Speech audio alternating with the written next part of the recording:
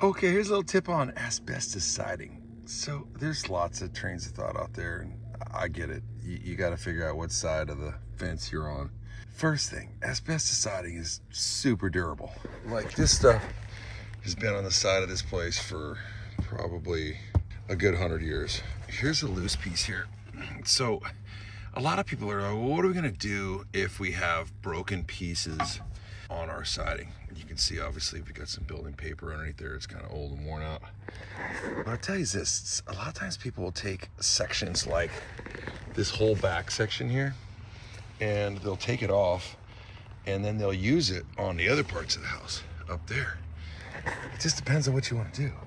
If you want to preserve it, well, yeah, let's take some of the stuff that's in the back section that you could replace with like some hardy siding, and obviously do it appropriately and take the proper precautions and all that good stuff. But you're gonna get a lot of people that come out here and say a lot of stuff to you like, oh my gosh, it's asbestos and we gotta remove it. You don't have to remove asbestos. It's something that's factored into a real estate transaction, and some people show out here and they will tell you absolutely you need to remove it. Again, that doesn't necessarily mean you need to.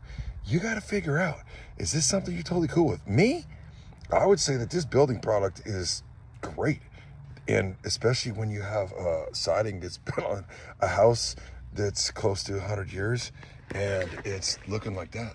Yeah, I'm okay with that.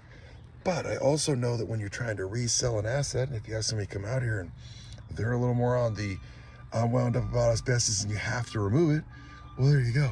And I also understand that you need to take the proper steps when you're interacting with it. I get it. But what's important is to understand what it is. Go look it up online and don't just hear one side of it. Oh my gosh, you need to replace it. And don't get all wound up on the other side.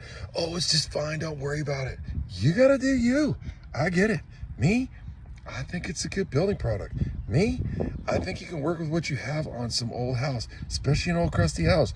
I think there's people that'll come out here and work with you with it, but most of them won't. Most of them will be like, you got to take it off, and we need lots of your money to do it, and they're going to get you all excited about it. And when they get you all excited about it, what else are you going to say? Yeah, I'm excited. I think I need to take care of it right this minute because you told me so. Yeah, what I'm telling you is there's two sides to the equation.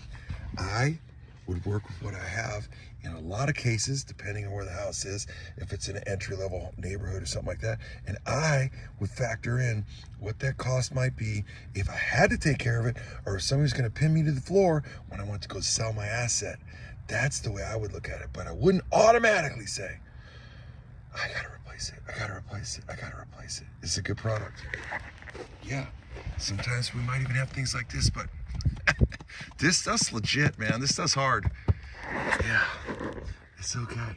It's a good product. It's just got some asbestos in it. You need to be careful when you interact with it. All right. What do you think? I'm just saying.